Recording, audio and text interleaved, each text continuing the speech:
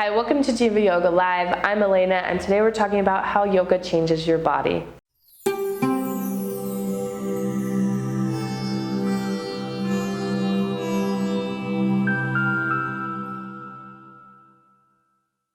Yoga changes your body in many ways. So mainly physically is the type that you'll see the most. So you might have increased muscle tone, less joint pain, less pain and tension within the body in general. You might notice your cardio level is up, improved breathing, improved circulation.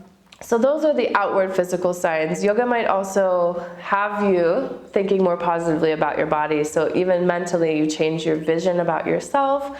And you might also experience health screening improvements, such as lower blood pressure, lower stress, lower anxiety, improved hormone balance, better sleep quality, those type of things that a yoga practice will also bring to you. So yoga helps you in so many ways. This is just the beginning. I'm sure you can do some more research on exactly how it'll change your body and your health, and it is definitely a great practice that's going to impact you positively. Yoga can change your body in so many ways, so I hope you try out the practice and see for yourself.